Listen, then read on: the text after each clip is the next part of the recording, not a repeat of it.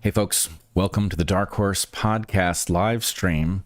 It is the 200 and good start 40th. I got the 200 this time. Yeah. The last several I've gone with 100 for some reason. 235. 235. Okay, 235. Well, clearly no need to discuss the primeness of that one. No, there isn't. You are Dr. Bret Weinstein. I am Dr. Bret Weinstein, and wow, I totally parsed that incorrectly. There's no need to talk about that one. You are. It sounded like a joke, but yes, I am Dr. Bret Weinstein. You are Dr. Heather Hying. It is now. It is now. And we are here. 1/3 of the way through summer. The official narrow version of the definition of summer. Am I correct about that? Yeah, a little more than that. It feels like more, but It does feel like more. Yeah. But that's good. We got more summer coming. We have a lot more summer coming, and who knows what summer and everything else is going to throw at us. Now that we're getting like 5 years of history in a day. Yeah, exactly. So we've got two broad topics today. We're going to talk about Portland Pride, and we're going to talk about the Secret Service and sticking to one story. Yeah, exactly. Yeah. Exactly. We want to thank all of our supporters on Locals and encourage you to join us today. There's a watch party going on right now as we live stream, and there's lots of great content there, including all of our Q&As. We don't have a Q&A today, but we do a couple times a month, and that's where you can find us. So you go to Rumble, and how do you find us on Locals, Zachary? I would probably do... It's darkhorse.locals.com, right? That's true. darkhorse.locals.com. Find us there. So we'll talk about various other ways you can find us at the end, but as usual, we have 3 sponsors right at the top of the hour, and then no other ads throughout the show. This week's sponsors are Caraway, which is brand new to us, Fresh Pressed Olive Oil Club, which is brand new to us last week, and Seed, which has been with us for a while. But we love all these sponsors. So without further ado, our first sponsor this week is Caraway, which makes high-quality, non-toxic... Excuse me. Yeah, I would just back up a word. And I was busy inhaling toxic bakeware, I guess. yeah, but you're over that now. Our first sponsor this week is Caraway, which makes high-quality, non-toxic cookware and bakeware. We haven't talked much explicitly on Dark Horse about the hazards of non-stick coatings on cookware and bakeware. I'm sure we've mentioned it here and there. In our house, we threw out all the Teflon decades ago. We never had a lot, but we got rid of every single bit of it a long time ago. Teflon is toxic, but either by flaking off into your food or releasing its toxins when it gets too hot, people who use Teflon-coated cookware and bakeware are eating Teflon. It's not good. Caraway makes non-toxic ceramic-coated aluminum cookware, which has a slick finish like that of Teflon-based non-stick pots and pans, and they've got a great stainless steel line as well. We're big fans of cast iron pans, but they are heavy. I make a bacon kale pasta that begins by cooking a lot of chopped bacon until the fat renders, removing the bacon, sauteing onions in the fat for a while, adding garlic, and then adding a lot of kale and the cooked bacon back in, cooking it all together until the kale is good and coated with bacon fat, because honestly, who likes kale that's not coated in bacon fat? I don't. Not really. It's certainly an improvement on the... It's an improvement. Yeah, a lot of flaky salt and some Aleppo pepper. The sauce is amazing, but it has to end up on the pasta.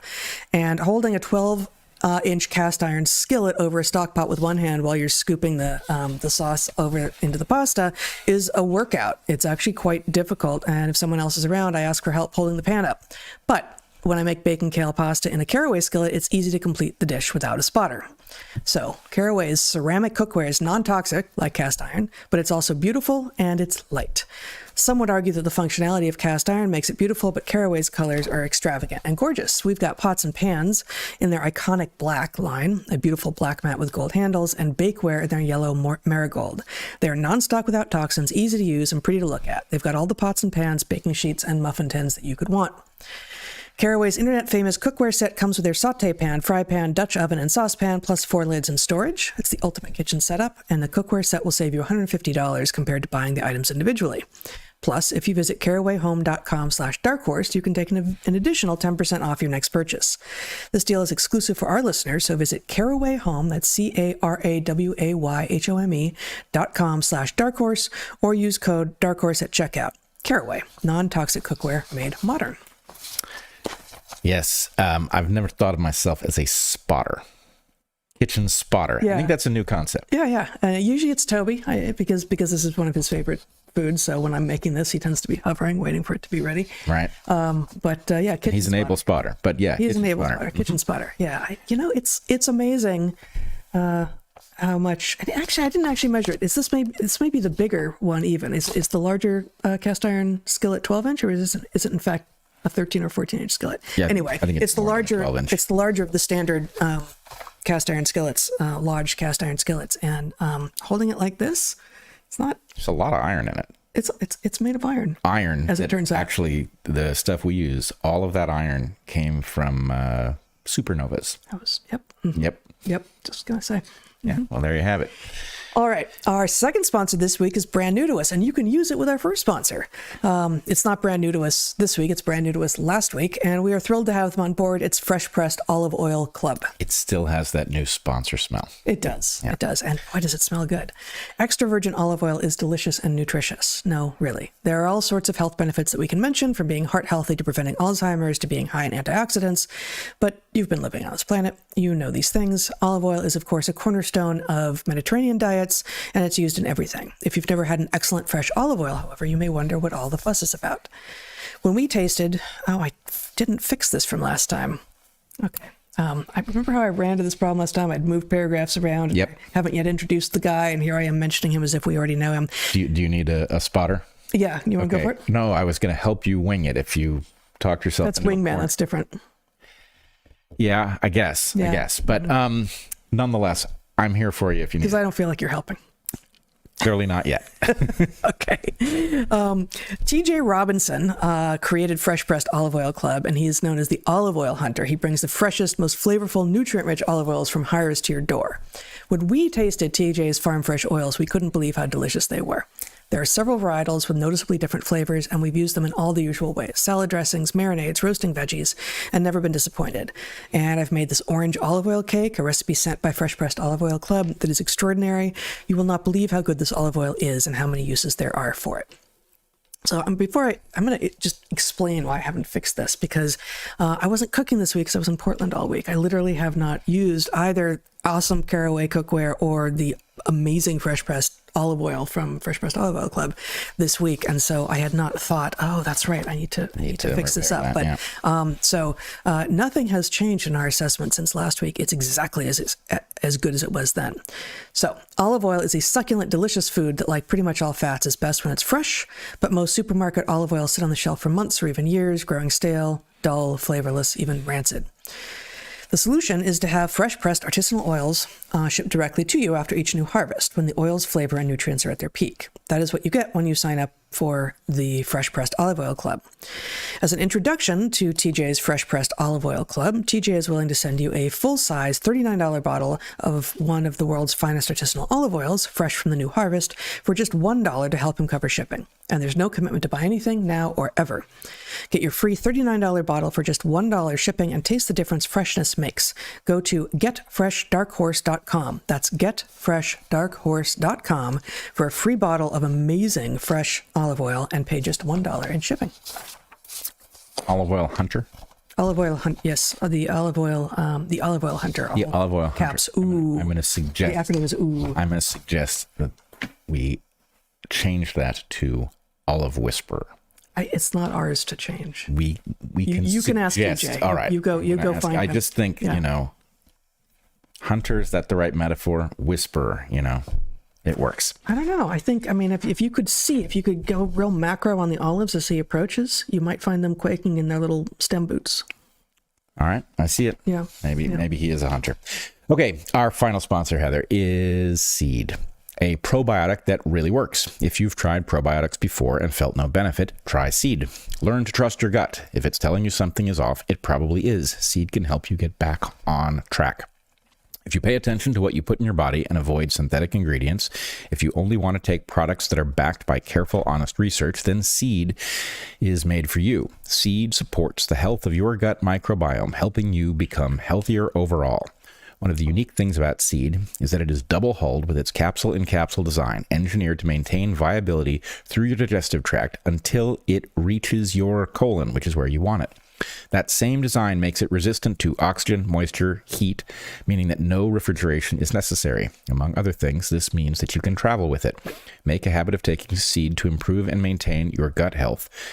And don't take a break when you travel, because that can be exactly the moment when you need a healthy gut microbiome the most. And seed subscription service means that you never need to run out. Great gut health means relief from digestive discomfort, bloating, and occasional constipation. Seed also supports the integrity of the intestinal barrier, promotes a healthy microbial environment in the gut, and helps you maintain a clear, smooth, and healthy skin. Seed is a broad-spectrum probiotic and prebiotic formulated with 24 clinically or scientifically studied strains for benefits across the body. Seed is also free from 14 major classes of allergens, including but not limited to sugar, animal products, soy, gluten, peanut, glyphosate, dairy, shellfish, and corn. Seed's daily symbiotic supports gut, skin, and heart health, and micronutrient synthesis. People who use seed often report improvements to their digestive function in 24 to 48 hours. Trust your gut with Seed's DS-01 Daily Symbiotic.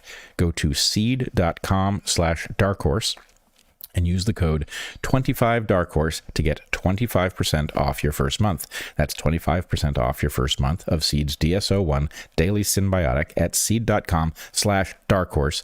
Use 25darkhorse as the code. It just felt like that was a lot of repetition, but it's on there. It's on there. So seed is awesome. It's good for your colon. But your read prompted me to think about other kinds of colons. Why do we call a period on top of a comma a semicolon? It's actually more of a stop. It should be called a comma colon. It's not, there's nothing half about it. Yeah, I agree with you. And speaking of... So Zach objects.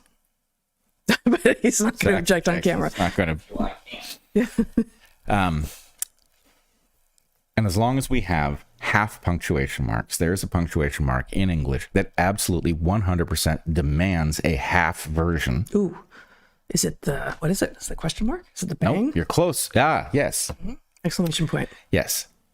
Right? Because there are times, if somebody has done something and you want to express gratitude, if you say thank you with a period or no punctuation at all, it seems like you're underwhelmed.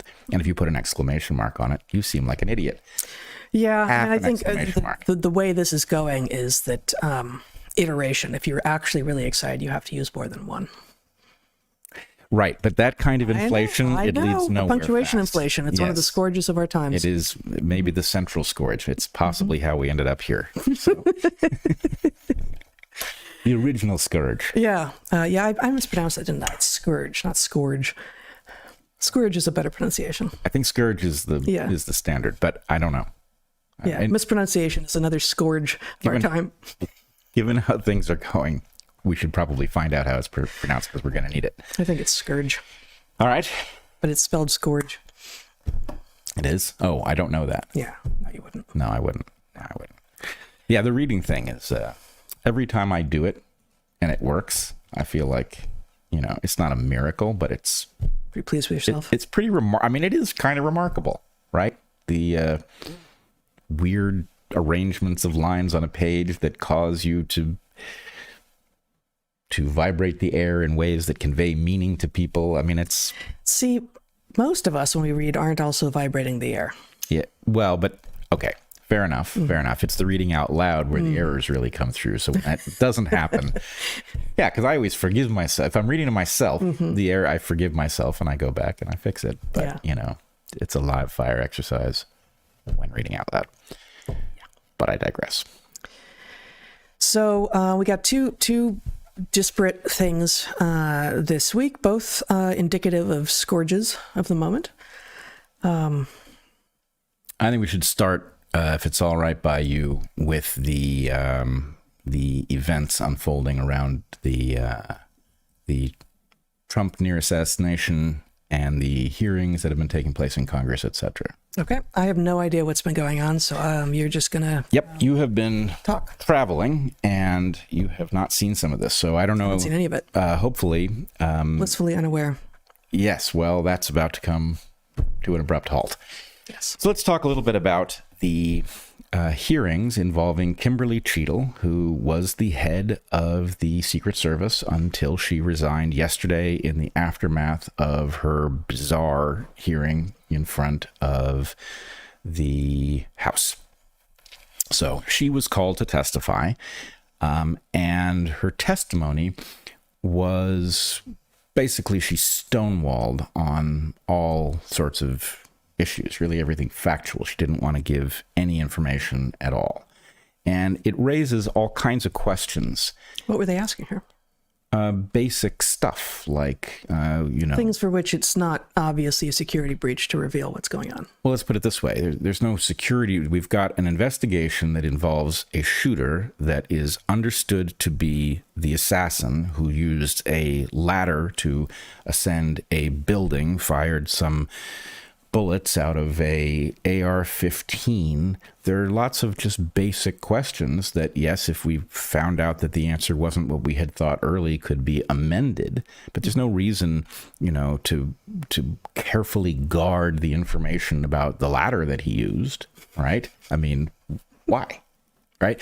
So what we have is the appearance of the head of the Secret Service behaving in the way that a defendant behaves under the questioning of a prosecutor. And that is, I would just argue, perfectly inappropriate because this is actually a public servant. And we have, I just want to zoom out for a second before we get to the particulars of what she said and why it's so strange.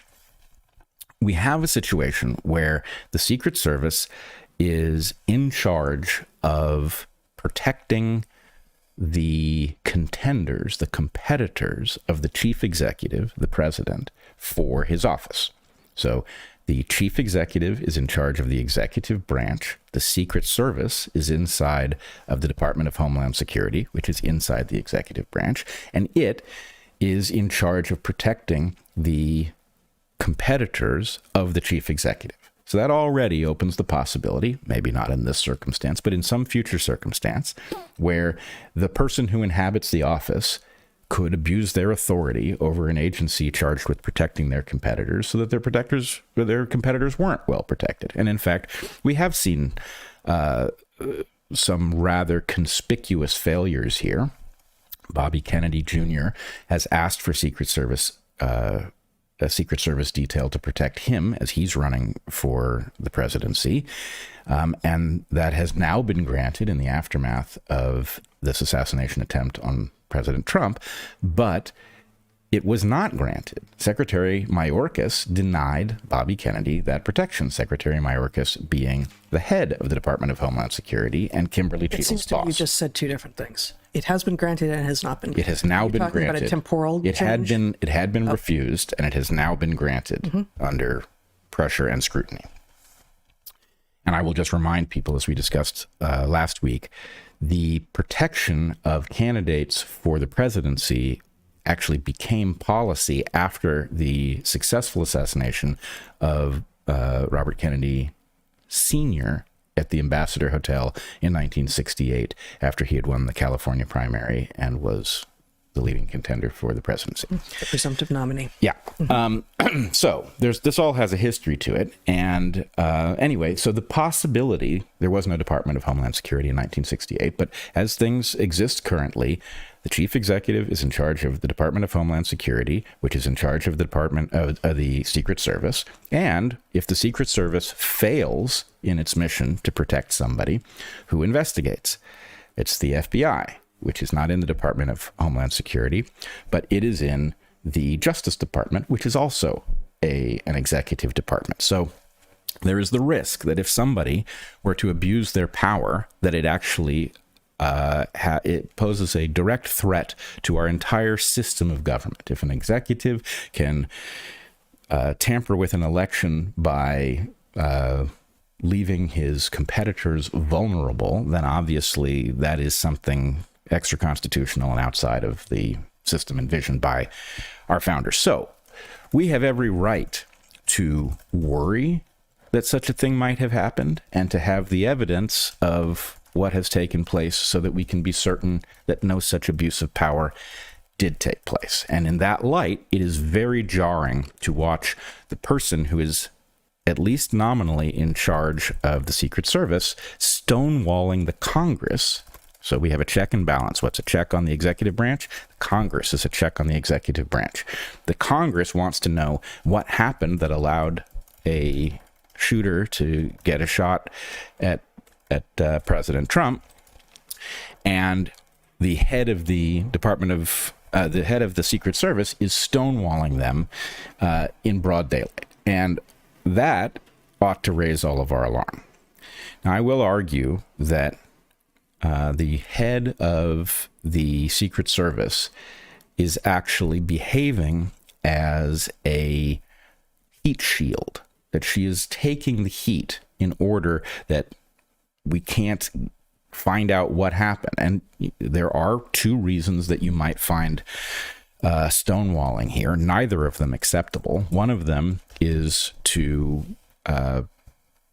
prevent the discovery of embarrassing lapses in security, but it is absolutely our obligation to find those embarrassing lapses of security if that's all it was. Also, then, the question of whether or not there is some collusion inside of these things. And collusion could mean anything. It could mean a foreign government had gotten access. It could mean that something domestic had decided to use these powers for illegitimate reasons. So anyway, that's all. It is actually our obligation as citizens to be asking these questions. It is the obligation of the Congress to try to get to the bottom of it. And it is shocking to watch an official like Kimberly Cheadle stonewall them on the most basic issues. Now, the reason I raise it, all of that is probably clear, but I wanted to explore one possible explanation for what we saw, because it has pretty serious implications. There are facts which many of us have been asking for that there is no reason to obscure them. For example, how many shell casings were found either on the roof next to Crook's body or having fallen off the roof nearby? This should be an easily ascertained number. It's not a question that is in any way subjective or requires any kind of technical analysis. It's just simply some integer number. And one could imagine a circumstance in which somehow, despite the intense interest in this crime scene, some shell casing got overlooked and was found later. And then we could ask ourselves the question whether the story of it being found later made sense or not. But in general, there's no reason to obscure this piece of information. And yet, until yesterday, when Senator Ron Johnson revealed that the number turns out to be, I believe, 8, we didn't know. Nobody would tell us how many shell casings there were. So actually, would you... That was one of the questions that Cheadle was asked before the House, and she refused to answer. Yeah, she did. And I want to show you, can you, Chris Martinson's tweet on this issue. So Chris Martinson here has tweeted a video that emerged yesterday. This is body cam video of, can you scroll it up a little bit? You want to see it carefully? Yeah.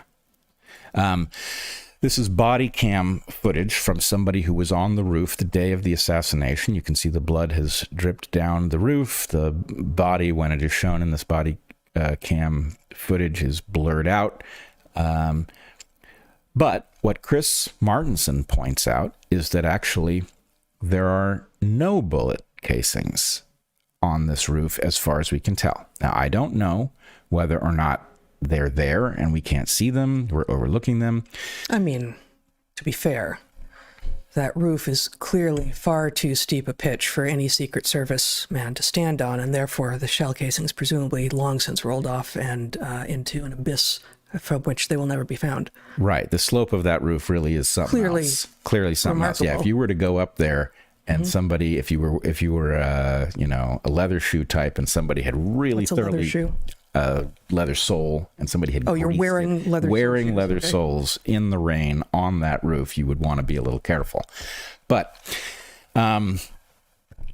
anyway, yeah, here we've got a bunch of people casually standing around on this roof. This guy's got a hand in his pocket and he's wearing a tie. He's not having a problem with the slope.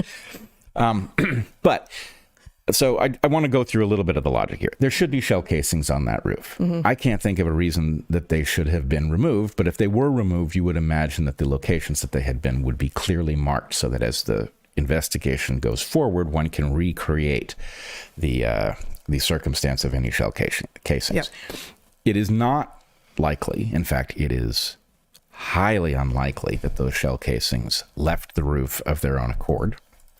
For one thing, as Chris Martenson points out, these shell casings are tapered. And what one would expect if you threw something that was slightly conical in shape onto that roof, it would roll a little bit, but it would roll up against the standing seams of that metal roof, and they would be sitting there and you would see them. So it's possible there's some explanation for this, but there's something weird about the absence of the shell casings up there. And even more strange is the unwillingness to talk to us about the number. That is a number that we could know now, and it would... But you said we do know now.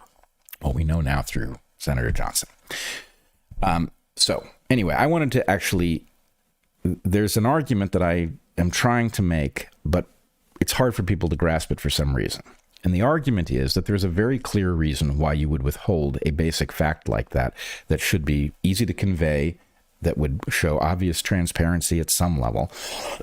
And that is because, well, I'm going to use the song, the Colin Ray song, That's My Story, and I'm sticking to it to elucidate the point. So you all will remember that very catchy and wonderful song.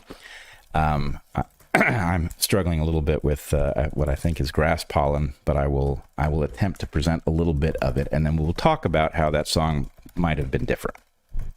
So Colin Ray sings, I came in as the sun came up. She glared at me over her coffee cup. She said, where you been? So I thought real hard and said, I fell asleep in that hammock in the yard. She said, you don't know it, boy, but you just blew it. And I said, well, that's my story, and I'm sticking to it.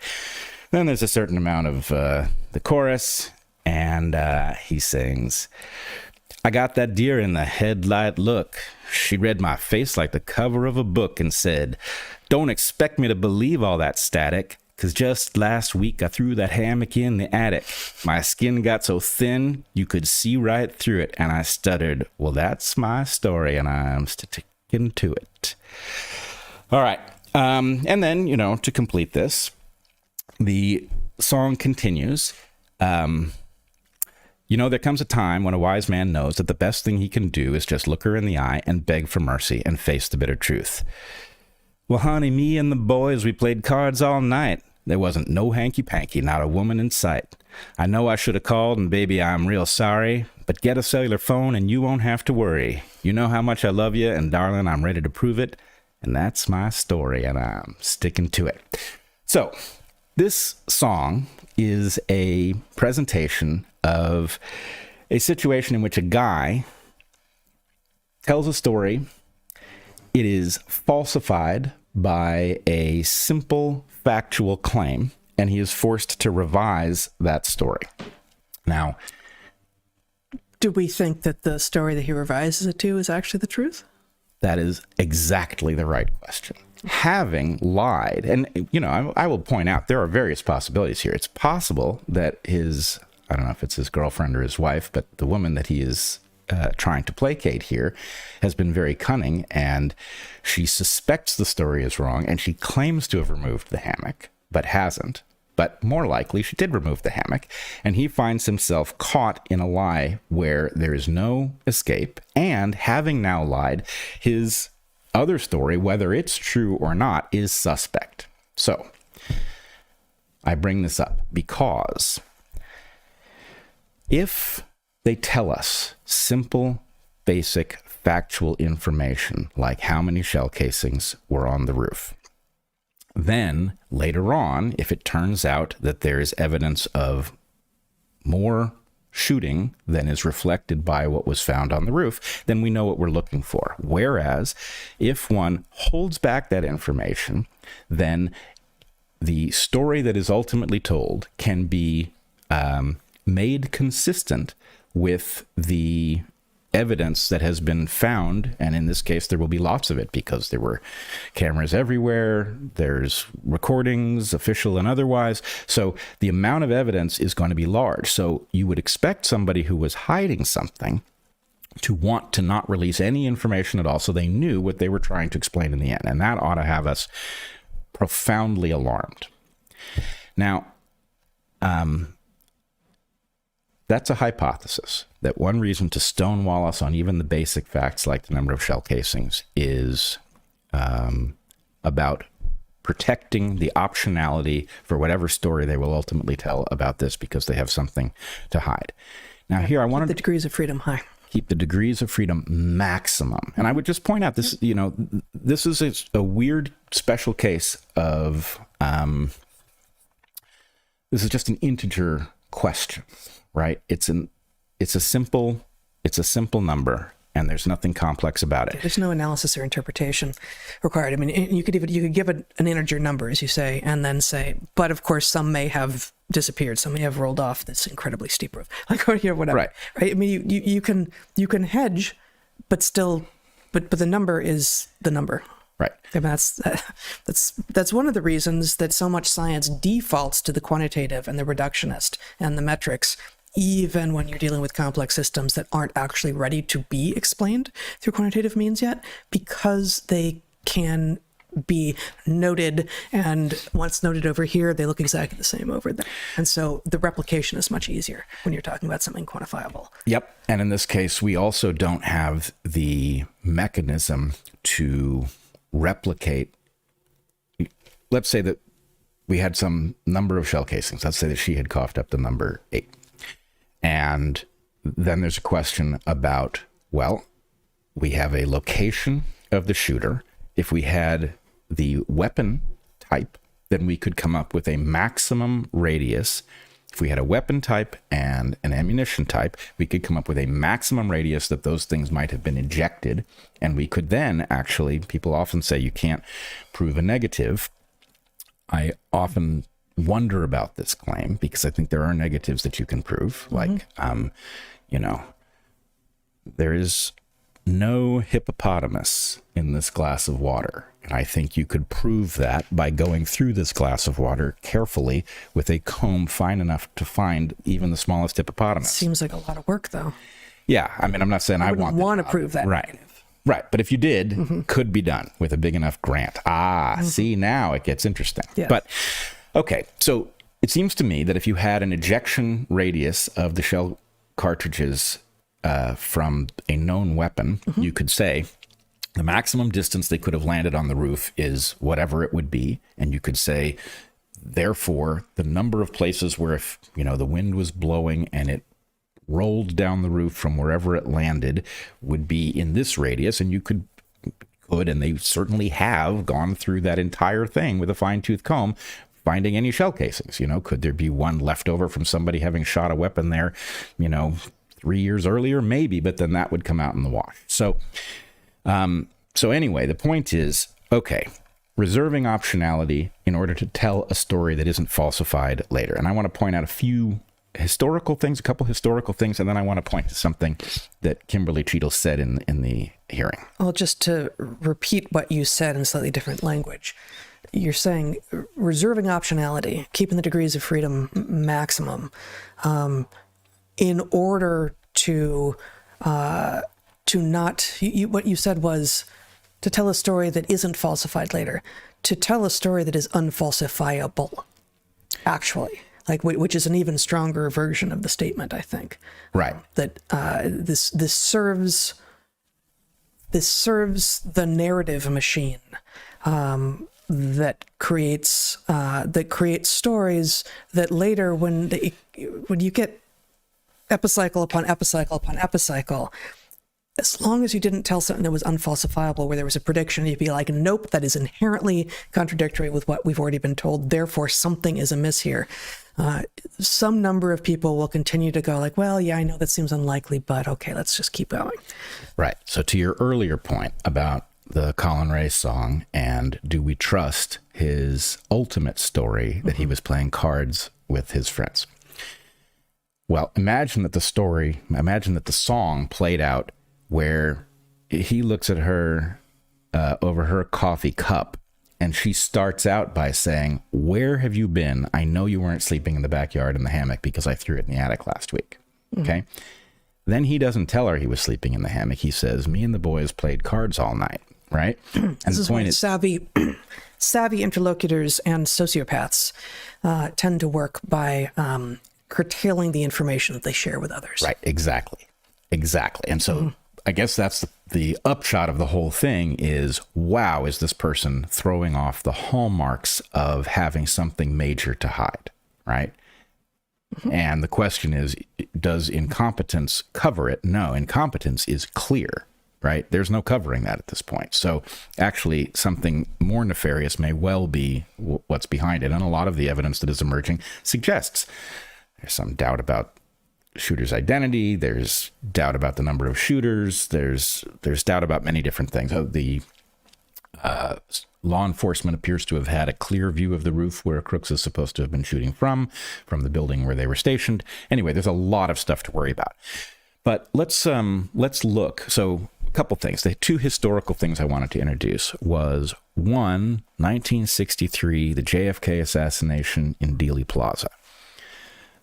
The awkward situation of the magic bullet. Yeah, you want to show this image?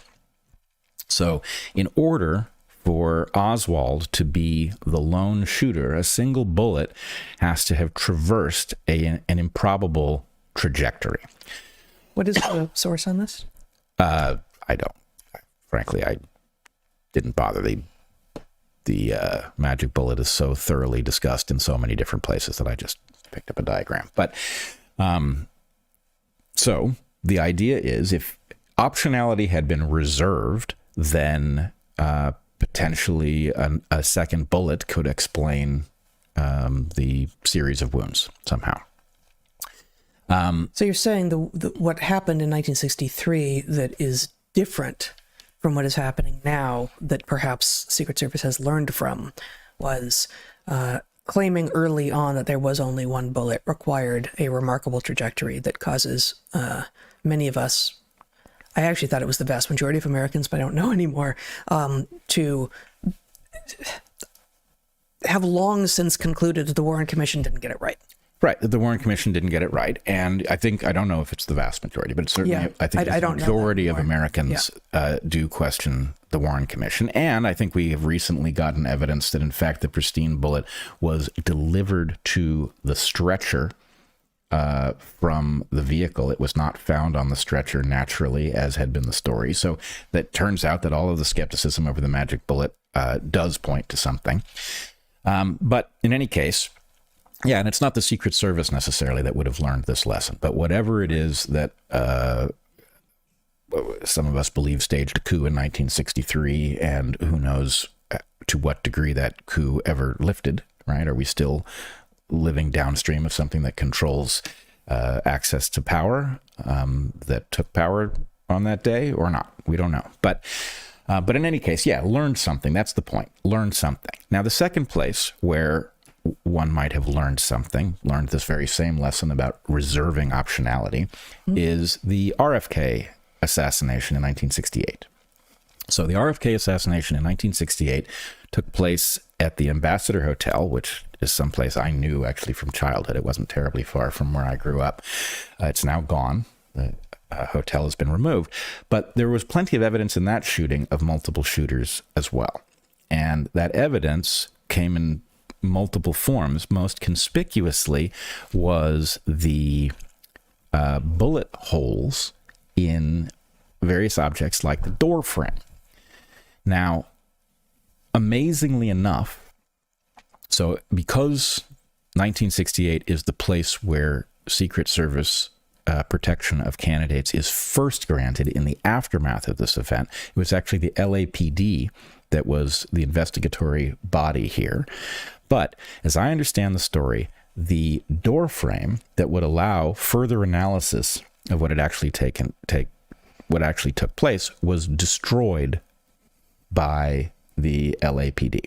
So in any case, if you don't want to be in the embarrassing situation of having to destroy evidence that is historical, or tell improbable stories about ballistics, then keeping your cards close to your chest would be the obvious thing to do. Now, these people have... You don't follow, is it Colin Ray? Yeah. And tell a story right away and stick to it. You avoid telling a story as long as possible. Yeah, you avoid telling a story until you know what is known. So that is despicable and does not have any place here at all. Any patriot should want to get to the bottom of this. I don't care what you think about Trump. It is especially irrelevant, right? The point is, we all depend on the Secret Service to defend all of the people who are in office and contenders for the office. That is how democracy works. And if you eliminate that, then the answer is, oh, well, now we live in mob world. So you want to show the little clip of Kimberly Cheadle facing questioning, I think, from Jim Jordan? Yep, you ready? Yeah. I'll yield. What was, Director, what was erroneously reported? You said, to Mr. Grothman's question, you said something was erroneously reported. What are you referring to? I'm referring to their... His question was in the context of the shooter using a ladder to get on the building. What was erroneously reported? Because you won't tell us anything, but you'll tell us something that wasn't reported accurately? I'm saying, sir, that there have been a number of reports that are out there that have been speculation, and until we have the actual facts, I don't want to report anything that would contradict speculation that has been out there.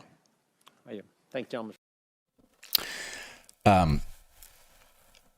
my way of thinking, now, of course, people say awkward things that don't mean anything sometimes, but what she really just said was that she is withholding factual information, right? Mm-hmm. She says she's doing it because they're still collecting facts, but there's facts they've got. They know how many shell casings they've found on the roof. They know all about this ladder.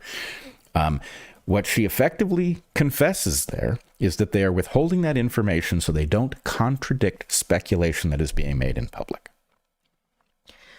I mean, that's literally what she said. I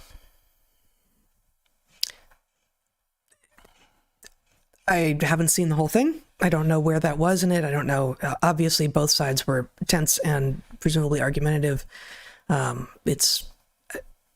I suspect she's not pleased to have used the word speculation there the final time.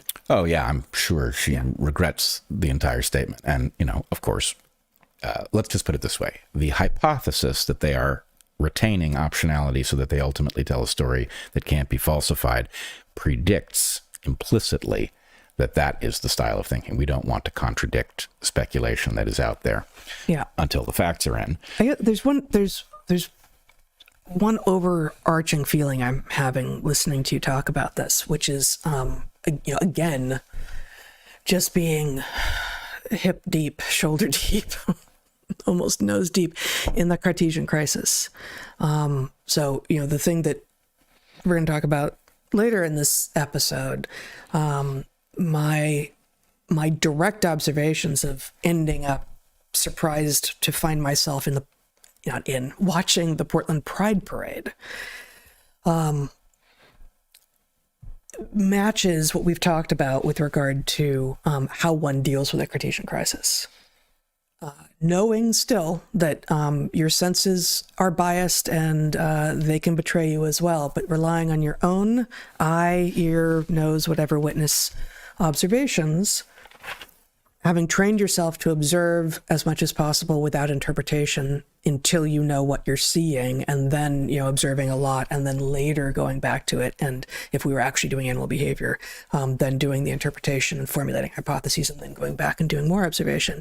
But observing directly, so my rubric has been, if I haven't seen it directly, or it doesn't come from one of the very, very few people in the world who I trust to be very honest with themselves, and the number of people on that list at the moment is, less than five,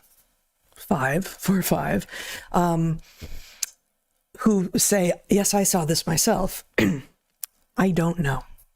I don't know if it's true. So I'm not saying that piece of testimony isn't true, because, whatever it is whatever it is. I'm not saying it is or it isn't, but presumably that testimony happened because there are two sides, and they would, one or the other would say, no, that's not what happened. And we had lots of witnesses and all of this. But there are so many opportunities for crisis actors to be shifting what is actually happening here in some way, and what you're trying to do is get to the bottom of it.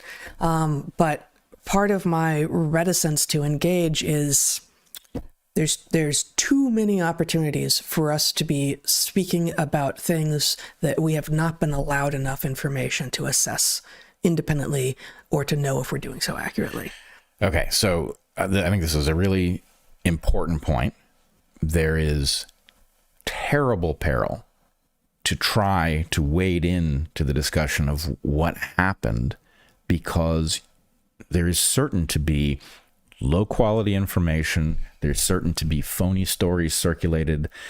I put out a video yesterday arguing that advancing a hypothesis that I actually do believe is... A friend of mine told me that she had seen it, but I haven't seen it. You haven't seen it? Yes. So I put out a video, a little 10-minute video, in which I argued that several events, the bizarre total absence of Joe Biden from the public sphere in the aftermath of his apparently leaving the presidential race, that one interpretation is that it functions as a kind of bait. And indeed, people were speculating wildly that he was in hospice care, that he was already dead. And he is apparently addressing the country from the Oval Office tonight. So the problem is, the peril is 100% real. We are all going to end up embarrassed by having thought something was evidence that turns out not to have been. Mm-hmm. And maybe that's the point. The problem is, this is going to be one of a million places in the Cartesian crisis where you're damned if you do and damned if you don't. Mm-hmm. Obviously, if we're going to have a democratic republic, consent of the governed has to function. And you can't have people driving you out of talking about what may have happened because your certainty is so low because you've been denied all the evidence, and you're just, Well, low certainty cannot become acceptance of the mainstream narrative. And it's easy for it to become de facto acceptance of the mainstream narrative, because if you're not engaging at all, you're like, I don't know, I guess I've heard something in the background and I'm not paying any attention, so it's probably that. So you do have to actively defend yourself against,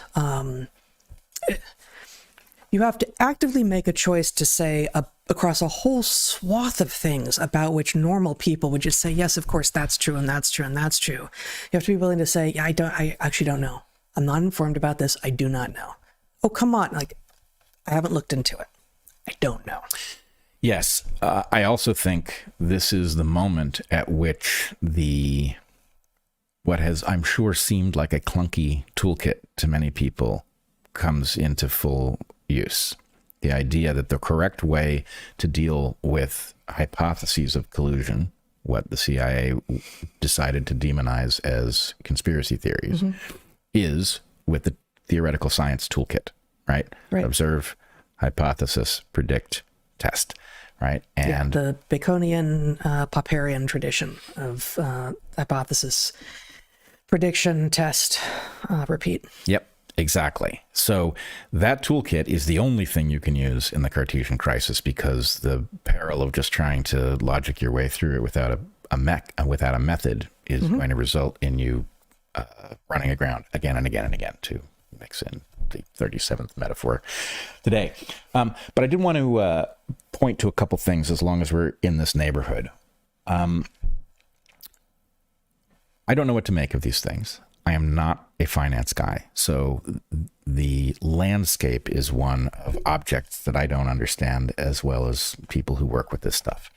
But there were a couple of indications of anomalous short positions taken relative to Truth Social, that is Trump's social network, right before his assassination.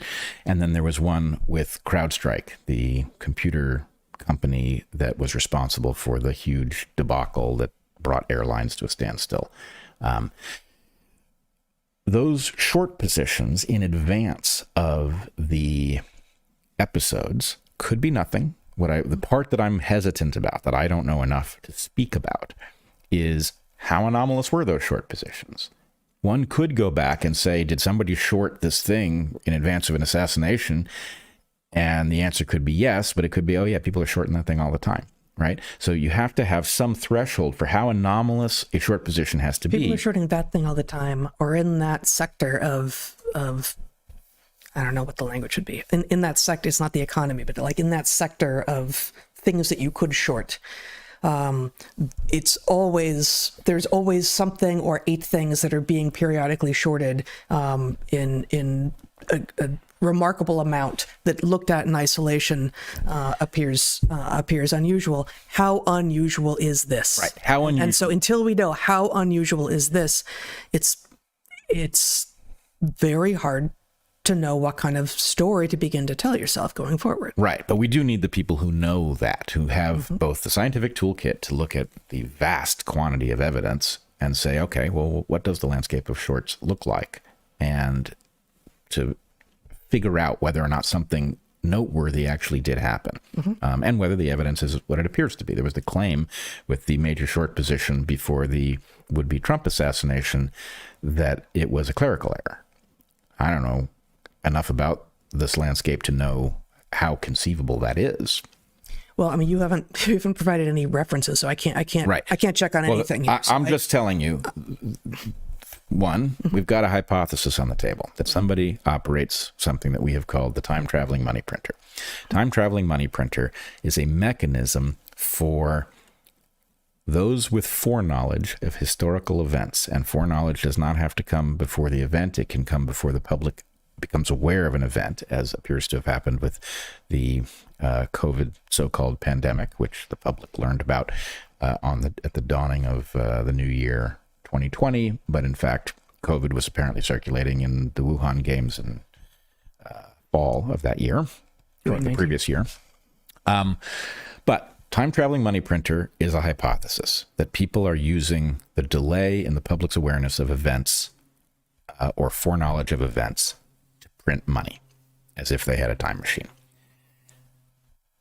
Short positions are a place to test that. Somebody who understands short positions has to test that, just the same way you and I can make an argument about what genes you would expect to find in a particular creature if it really was related to some other creature, but you and I don't have the lab background to actually wield the technical tools to look into the genomes. So this is the same thing. We need people with those tools to look for anomalies and figure out how to detect one that is really significant enough to be noteworthy. But the other thing I wanted to say is some people will have seen a clip of me at Liberty Fest talking about the deep state. And so I was on a panel and we had a discussion about the 2 definitions of deep state that people use. And I've argued, we've talked about here, the fact that there really need to be 2 different terms, because the deep state as an unelected body that wields power over the governmental structure versus the vast bureaucracy that can't turn over because it's just simply impractical. Both of these are powerful and important things.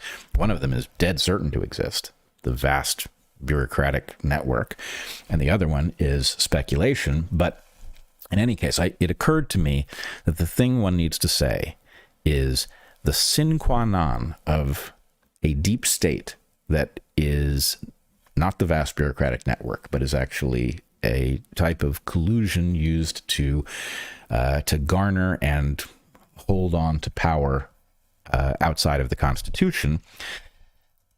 The sine qua non of that thing is a black budget. A black budget is a budget that is not on the books.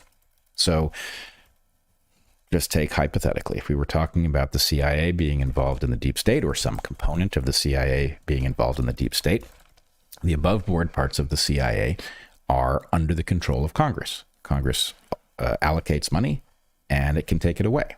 On the other hand, if the CIA finds a way to generate money of its own, then that is not under control of Congress. It's outside the Constitution. So that black budget question is a significant one. And so one of the questions that we have to ask here is if people are shorting things in advance in a way that's sufficiently anomalous that it should cause us suspicion that one thing is that the hallmark of something that has escaped the control of the Constitution. The vast bureaucratic network that some people sometimes call the deep state, but we have called the shallow state, or you have called it the permanent state, something like that. I don't remember. That thing is under the control of Congress, right? The vast network of bureaucrats don't have a budget of their own. So the point is they have not escaped the system. They may be unanticipated by the founders, but they are the system, and they are subject to its controls. It's the stuff that is not subject to it that we need to be most concerned about. So anyway, I don't know what to do. I'm hoping that people who are sophisticated about the question of stock options and how you would generate money with a time traveling money printer will take this question very seriously, and we'll see if they end up catching some people with their shorts up. I thought it was all right. Yeah, that's pretty good. Yep. I guess I'm troubled generally by the fact that claims such as this, not that I've ever heard a claim exactly like this before, never arrive, at least at first, and almost never end up having show up the relevant comparison population. Mm-hmm. So, right. It is meaningless to say there were a bunch of, or there was a massive short on Trump's social media something in advance of the assassination attempt. That sounds amazing, right? Oh my God. But it's meaningless absent the comparison data set, right? Right. And why do we almost never, and again, like I don't know how to generate that data set. I have no idea. So people throw these claims out into the universe. If they know that thing, then they know how to generate the relevant comparison data set. Then they do. So why does it never come with the full analysis? I know it takes longer. It's, there's a little bit of maybe a lot of interpretation there in terms of like, what would the relevant comparator population be? But absent it, we should not make interpretations. We should not come to conclusions about what it means, because we simply do not have enough information. That sounds like this banal cliche, like, oh, we're going to wait for more information to come. It's like, no, all you've done is said, this is true. Okay, but you have no idea what it means yet, because you don't have any idea what it means yet, or you do when you're withholding it from us. But what you gave to us means that we can not possibly have any idea what it means. And this is going to sound like a non sequitur, but one of the many things that I insisted on with my students was in those classes, which was, every upper division science program, they had to do literature review. They had to do library research as part of their hopefully empirical research projects that they were doing, or in some cases, no empirical research projects. And no one is born, or mostly even graduates from high school, knowing how you reference things or why you reference things. And I came to realize pretty quickly in teaching students under what conditions, how, why are these, there has to be some standards. So some of the standards are just like, it had to be some standard, so here it is. In terms of format, the format doesn't matter, right? But in terms of like, under what conditions do you tell me, how do you know that? You tell me, how do you know that every single time that it is not something that is common knowledge? Well, what's common knowledge? What counts as common knowledge?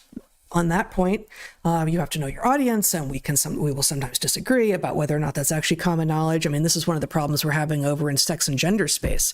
The frickin' trans rights activists is like, well, where's the research paper that says that sex is binary? Like, my God, people, like, it's like, that's just true. And for me to say that makes me sound like an unscientific authoritarian. That's just true. Well, there are some things that have been so broadly understood for so long that no one did the research, because what would it even look like to do so, right?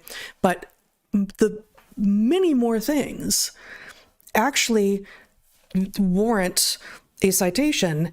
And the other big reason that you cite when So the first reason is you cite when you're making a claim that comes from a particular place so that the person reading can go back and look and see, did they actually say that? Is this being misinterpreted by the person who's citing them? Did the original research, was it any good? Often there's a problem somewhere in the line of evidence. Very often, and we know this from p-hacking, we know this from replication crisis, we know this from everything, that it's not that science is the problem, but like no one is doing it right. But the other reason to cite every time, and we're talking about writing now rather than speaking, because you can do this in speaking, is if you are good at it and you don't cite the things that are common knowledge and you do cite the things for which you're making claims that are based on someone else's thought or research, then when you don't cite an extraordinary claim, your audience knows that that's coming from you. And that way we can begin to have a clear line of, oh, that guy, me too, but like that guy comes up with a lot of amazing ideas. I can tell because either he's always being cited in these places, or in the careful analysis that he's done here, he attributes this idea to this guy and this idea to this guy, and there's all this stuff at the end that he's not citing, and it's not that he's bad at this, it's that those are his original ideas. Yep. Agree. And once again, it's a question of building out this toolkit into a realm where people don't typically think of it. Right. We don't typically, this seems more like a police procedural than a science story, but all of these things are ultimately science stories. What you're talking about with the Trump assassination attempt. Yeah. Right. And, so you say, no, it's all, you use science everywhere. Right. Of course. And the police do too, as we all know, right. Those things show up. I should hope so. Yeah. Yeah. Yeah. They're supposed to. Yeah. But the idea is, what's lacking, your initial critique about not knowing what the landscape of short positions looks like so that you can detect whether or not this is really a noteworthy event or not, right. Is the lack of a control.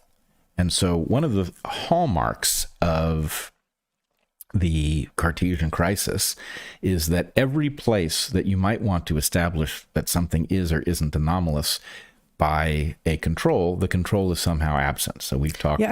I don't think you're looking for control in this case. That's just not the word I would use in this case, but it's at least a closely related concept. Well, let's put it this way. You could use short positions against Truth Social when no assassination followed as a control for... You see what I'm saying? You could define a control by which to test the hypothesis that the shorts in advance of the Trump assassination on Truth Social were anomalous. Exactly. And yes. So if I go back to the beginning of what you just described there, mm-hmm. we have a shocking lack of those kinds of controls for all sorts of questions that we would love the answer to. This is one of the reasons that I absolutely would not touch the question of the patents that were claimed to be smoking guns with respect to COVID vaccines from before COVID was known.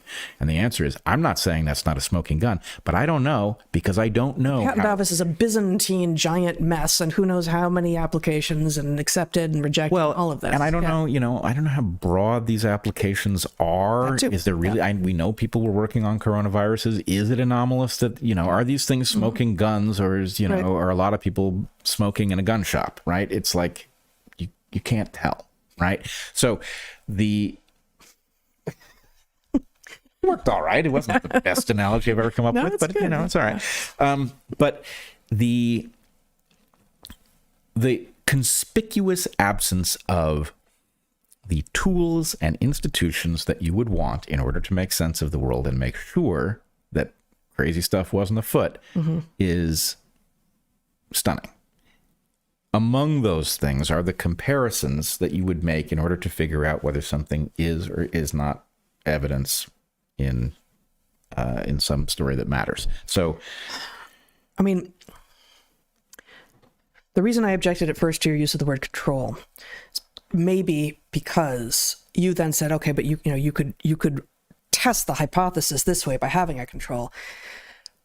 And the reason perhaps that people don't do that is precisely because then their choice of control will get attacked, and then that will be used to to destroy the conclusion.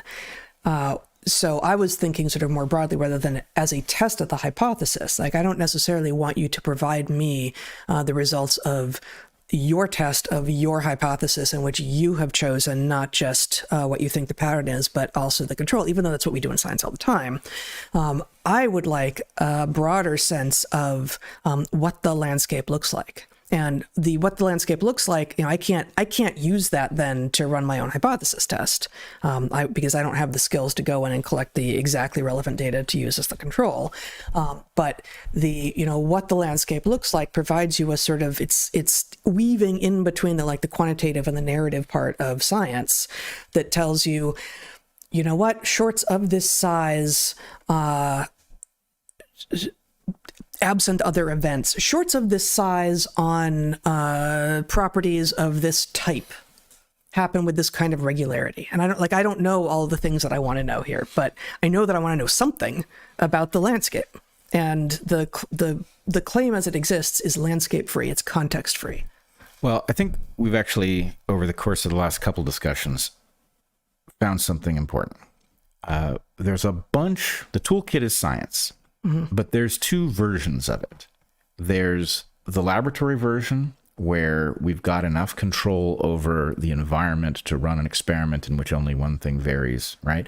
You bring a different approach when you have laboratory control over something rather than trying to control it in a different space. And so there are lots of places where we, as scientists, speak about logical analogs to something borrowed from the rigorous, hyper-controlled environment of laboratories and statistical tests. And we found this last time we spoke with null hypothesis. And what you and I concluded was that actually null hypothesis is closely connected to something that we recognize from logic space, but it's actually inappropriately applied to something like an assassination attempt, where there are lots of possible explanations, and walking into it, we don't know which one to expect. So none of them have the presumption. In a landscape of complexity, the presumption of nothing happened is often not correct. Right. Especially when there is no pattern. Nothing happened. Like, I don't know what the trope is called, but okay, this person said X, which seems to exonerate them, but of course they would have said it if they were guilty also, so it's not evidence, right? So the idea that, sure looks like a single shooter, yeah, but it would.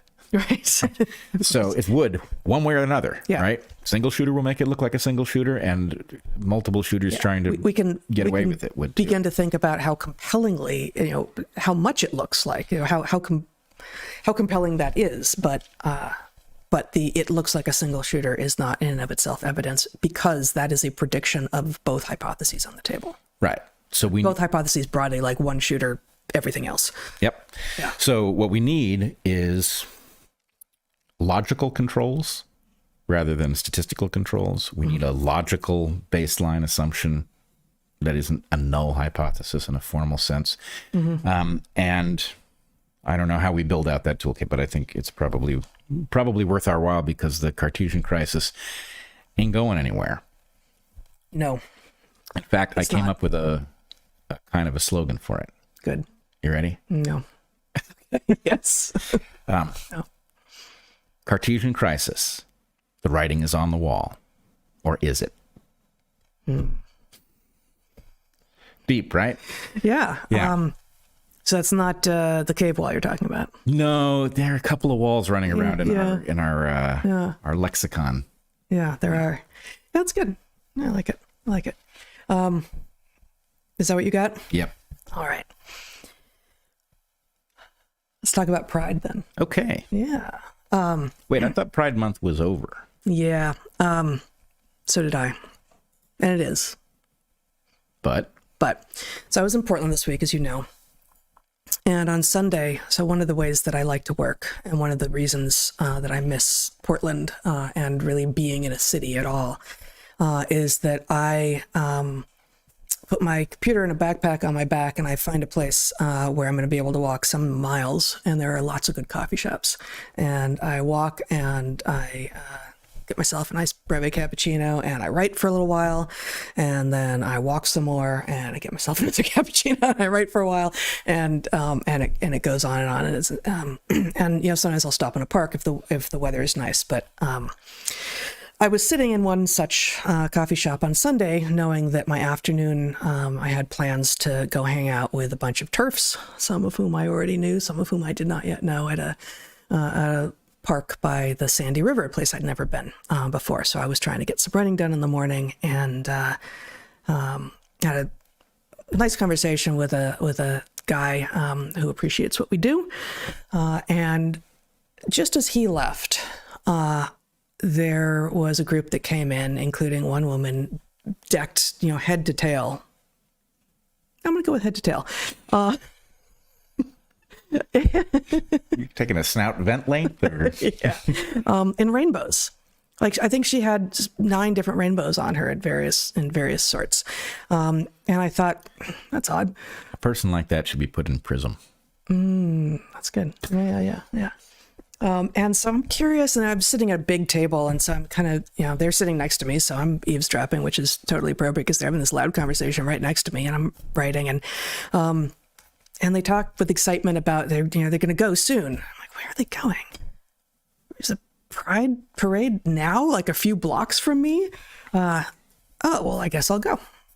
So I ended up at the Portland Pride Parade on Sunday of this week, and I wrote about it in my Substack. And I think because we haven't really talked about it yet, and most of our audience won't have read what I wrote yet, I'm going to read what I wrote aloud. And as background, I'm going to have Zach show the live stream that one of the local TV channels put up. It's, you know, almost 3-hour parade. We're not going to do that to you. I'm just going to, you know, have that in the background with the sound off for as long as it takes me to read the piece, and then have us discuss it along with a few other things. I'm still okay. It does. I felt a kind of relief as Pride Month came to an end, and it's possible, Portland being Portland, that there's just too much pride to get it all in one month. Is that?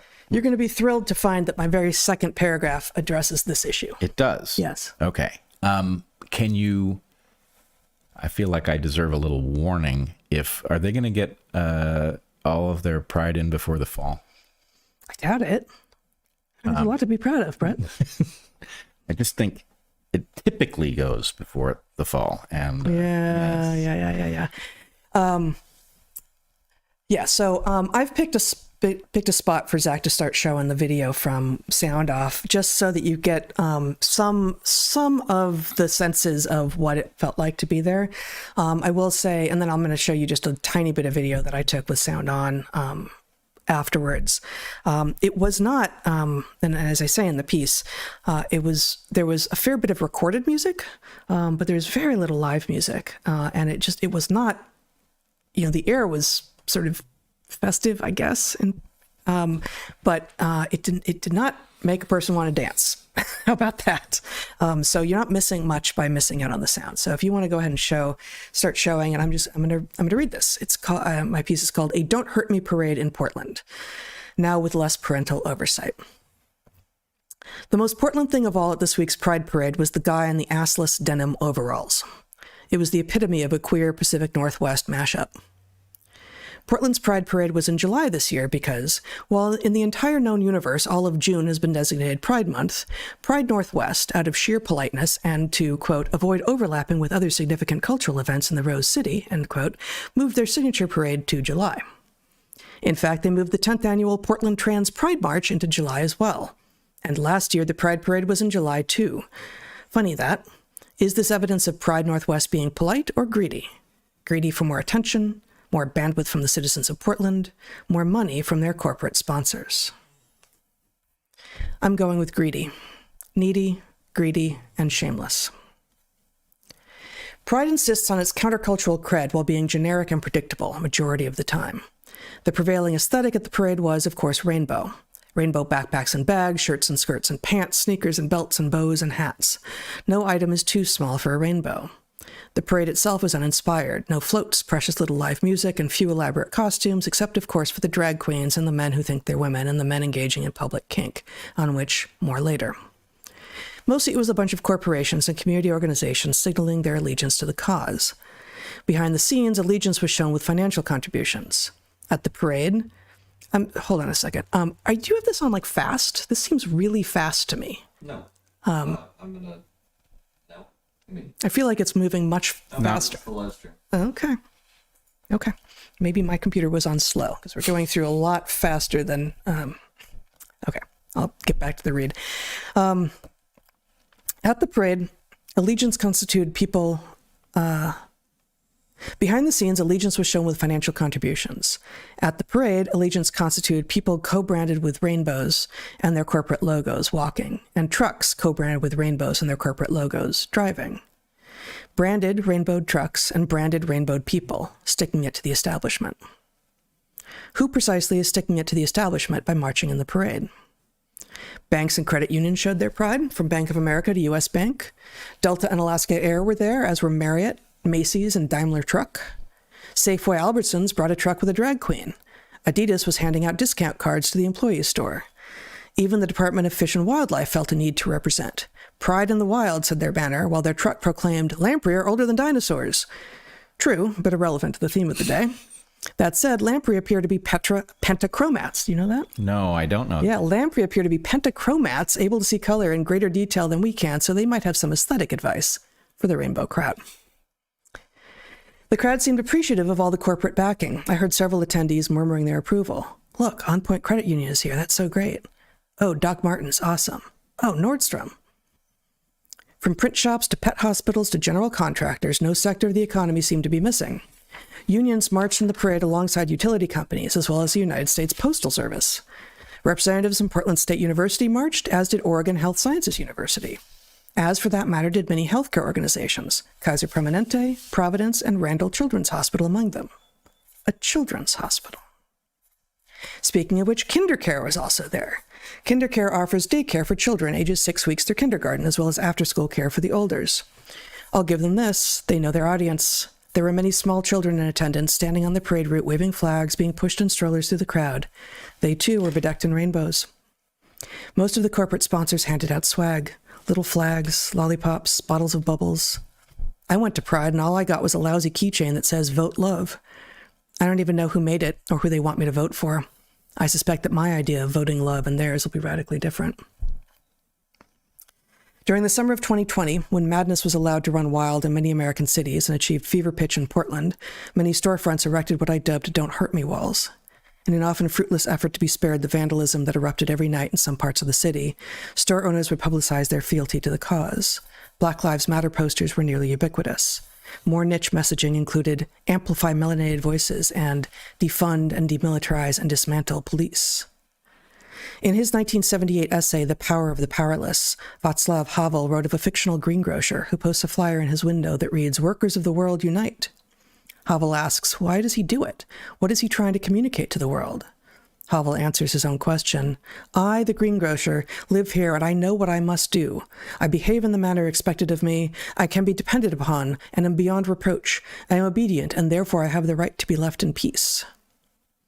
Pride Northwest, the organization that organizes this parade that we're watching here, has effectively compelled a large fraction of the companies that do business in the city to ante up if they hope to be left in peace. Pride Northwest has turned the businesses of Portland into Havel's hapless greengrocer. They have created a Don't Hurt Me parade. In some ways, the parade seemed like Latin American carnival, but with little of the creativity or authenticity. There were surprises for the eyes around every corner, but it was pretty much all of a type. There was the guy at Skivvies who thought he was a woman. Actually, there were several of those. There were people wearing COVID-era masks because respiratory viruses are an existential threat to people outdoors, but cross-sex hormones and surgical mutilation for people too young to vote is a birthright. There was a guy wearing a peacock tail and skirt, another in royal purple regalia complete with crown, and several people in stripy knee socks. Some people waved Palestinian flags, and one woman carried a Dykes for Palestine sign. Queer Pagans Unite read another sign. Another, if you're reading this, you're gay. The Portland trans femmes were there, carrying a banner directing interested parties to their Discord server. And a very earnest young man was handing out flyers for the Class Struggle Action Network, which, according to their literature, advocates for such things as, quote, eliminating pay differentials based on category and eradicating the capitalist profit system. They're going to be about as successful as the men who think they can magically turn into women. One thing I didn't see at Pride were zombies. The zombies of Portland and of many American cities now are the walking dead. Their eyes blank, their bodies twisted and hunched, eager for their next fix. Fentanyl leaves husks of people lying in the street, pants around their ankles. It leaves people hanging at the passenger side of rusty cars, crumpled at the curb. And it leaves the most functional of its victims vacant but ambulatory. There were no zombies at Pride. Pride takes its victims a different way entirely. One of the entities in the parade was Portland Pets and Handlers. Listed cryptically in the official parade contingent lineup as PDX PAW, this group comprised doughy men in dog masks and tails or dressed as other unspecified pets, prancing and holding their hands up and their wrists limp in weak imitation of paws. Some among the attendees were also wearing leather dog masks or tails or were even more suited up than that. One of the handlers wore a gauzy white skirt and held the reins of the pet, who was dressed scantily in leather and had a bit in his mouth, because that's what pets like. When the Pets and Handlers group came through, I was standing behind a couple of moms and their preschool-aged children. One of the girls was asking to go. Kids get antsy after all, but her mother insisted they stay. Look, the mom pointed at the paw group as it approached. The little girl seemed, by her body language, dubious. Then curious, finally riveted. Once the leather straps and bare skin and dog masks and reins and bits and tails were in front of her, she could not look away. Both mothers laughed, apparently delighted, as bondage-dressed middle-aged men gyrated feet from their daughters. It was, after all, a beautiful day, and they were out with their children enjoying the view. What's not to be delighted about? The Portland Gay Men's Choir was also at the parade. Their voices are beautiful. They, along with a smattering of parade attendees, looked like gay men from an earlier time. Fit and trim, mustachioed or clean-shaven, and uniformly good-looking, these men also seemed to be under no illusion about who and what they were. They were fabulous. They seemed to come from an era in which gay men and lesbians were striving for acceptance, to live their lives unaccosted and have the same legal rights as heterosexual couples. In LA in the 1970s and 80s, where and when I grew up, my mother had several artist friends who were gay. David and Richard were the ones who became most familiar in our home. In those days, they couldn't get married, but they were loyal to one another. Family lore suggests that before they came over to our house the first time, my little brother, inquisitive and socially fearless, had some questions about what it meant that two men were in love with one another. But he kept the questions to himself until they arrived. Maybe 4 years old, my brother marched up to David before he had even received his first drink and asked in a clear and ringing voice, "Do you have a penis?" My mother was mortified, but our guests were not. David laughed. "Yes, young man, I do have a penis," he answered my brother. And that was it. My brother had asked a simple question and received a simple answer. There was nothing predatory in the answer, no desire to instruct a child in the ways of homosexuality or indeed in the ways of sexuality of any sort. If there had been, of course, my parents would never again have invited those guests into our home, because protecting children is one of the crucial roles of parents, or at least it used to be.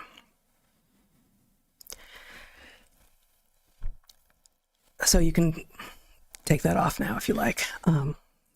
Profoundly disturbing. I think you hit the nail on the head, and it left me with many different observations and threads, and I hardly even know where to start. But I want to start somewhere odd, and I think I'm going to regret doing it, because once upon a time, there was a religious sect called the Shakers. We're all familiar with the Shakers because Shaker furniture is fantastic and it's still sought after. It became a style. But the Shakers were a religious order that forbid sexual reproduction. And so basically their plan was to recruit from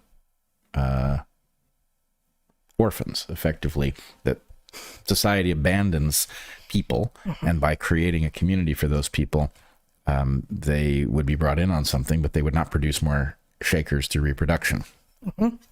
There are no more Shakers, as far as I know. I think they're completely gone. That happened in our lifetime. The last Shakers died off.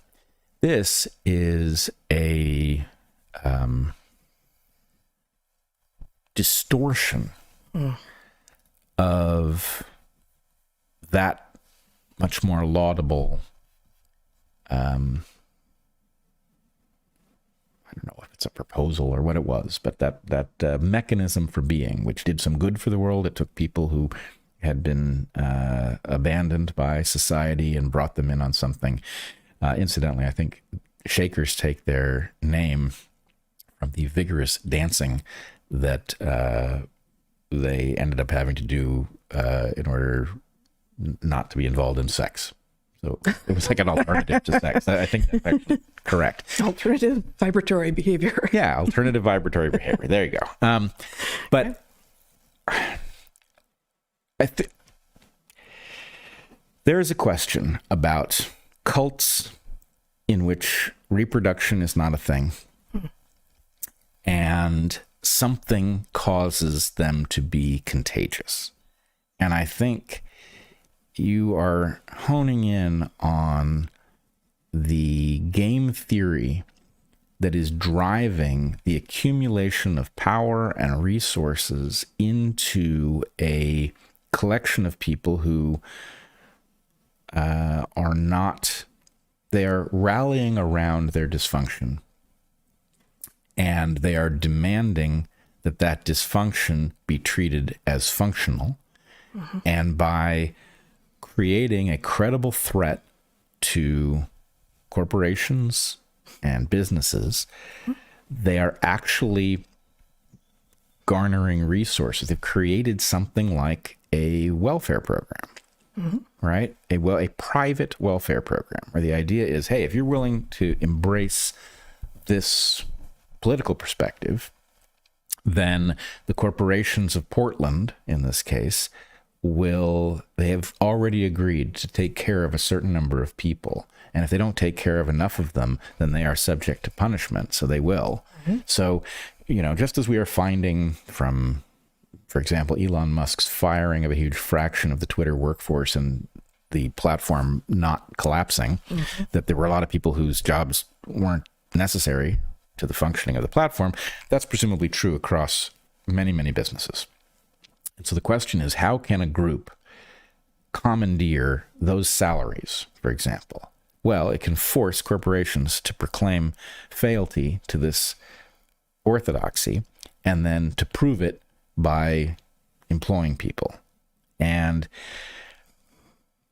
I guess the point is, the claims are insane and the harms are obvious. That we're actually legitimizing a kind of blurring of distinctions between public and private behavior, right? Like the idea is these people are so oppressed that they have to be hypersexual in public. And then we're blurring a distinction between adult stuff and kid stuff. Yeah. And no, I mean, I think the lowest hanging fruit here is stop saying this is family friendly. Yeah. That's the lowest hanging fruit. Then you of course have the problem of like, well, it's in a public space and you really can't bring your kids here to, well, if you're giving them a permit to do this thing that is patently not for children, then, you figure out whether or not they get to have that permit and this space is off limits to children for the day, or don't give them the permit. That's the next step. But this is not family friendly. Drag shows in the 70s were understood that they were not family friendly. Yep. Right? I do not believe, and I never went to pride parades or drag shows. I went to my first drag show last summer in Portland, actually, the RuPaul's Drag Race thing, which I wrote about in counterpoint to Barbie, the movie. But neither pride parades, I believe, nor drag shows used to be open to children, much less understood to be a place where children were encouraged to come. And you can see in that live stream that we showed in the background while I was reading the piece, how many children were there. And that was just one vantage point. Like I engaged this by moving around a lot, and I stood in a lot of different places. And that vantage point that this live stream was coming from was not unique. There were kids in the parade, and there were kids lining the streets because it's a parade. Of course you take kids to a parade. Not this one. Well, I mean, it does. The problem is it is parasitizing a pathway. So the oppression of homosexuals was profound. Yes. The rebellion against it was necessary to end that phase. Mm-hmm. And so the whole thing has been predicated on you're just still prejudiced against these people, and 20 years from now, you will view them the way you view gay folks. Right. And it's really not true. But, I mean, I guess the thing that is most disturbing here, I think, is you've got sexuality that doesn't belong in public coupled with this pet stuff. So, show my screen here, Zach. This is a little girl looking at one of these so-called pets I think he's got a bodysuit on. He's not naked. And then he's got bondage gear over the bodysuit. He's got something connected to his cock, I think. I can't quite tell in this picture. And he's got a bit in his mouth, and he's got blinders on. And this is the little girl who was at first not interested, and then curious, and then riveted. How do you look away from that? So you can take it off.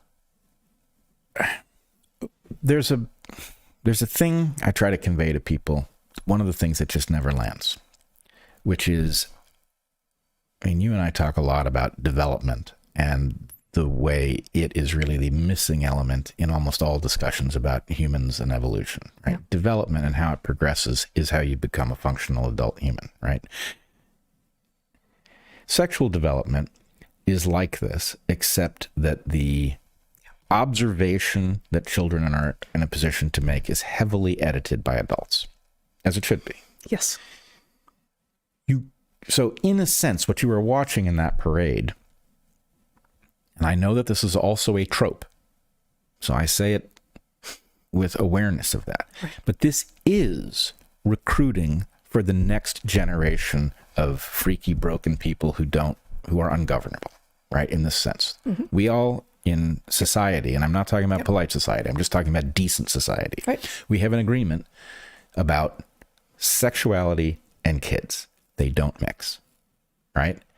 And these people are taking advantage of a claim of oppression in order to deliberately violate that boundary. And they are doing so in a way that cannot help but affect the kids who see it, because they are in a normal process of developing their sexual persona that will emerge in adulthood. And what they see controls that. And that's bad when it's porn, straight, gay, or otherwise. Yep. And it's bad when it's people in dog masks and assless chaps. Yep. Right?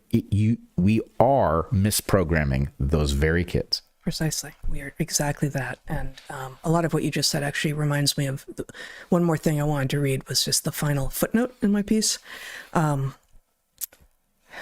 Because I couldn't figure out where it belonged in the main piece. The men who think they are women and the people literally parading their kinks are yelling about being their authentic selves. But delusion and kink being publicly exhibited seems less authentic than exhibitionist. What passes for authentic at Pride feels by turns generic and corporate. See paper rainbow Kroger branded crowns worn by many in the crowd. And like fetish that has no place in public. Some will argue that exhibitionism is them being their authentic self. But civilization does not mean tolerance for every single urge that people have. Indeed, one of the roles of society is to rein in some of those urges. Universal tolerance is anarchy. Universal tolerance is anarchy.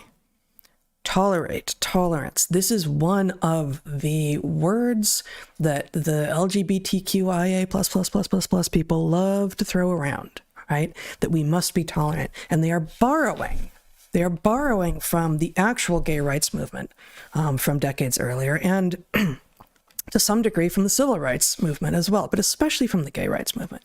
Be tolerate of alternative lifestyles if they do not impact you and have no ability to spread out, have no ability or desire to spread out into the rest of society.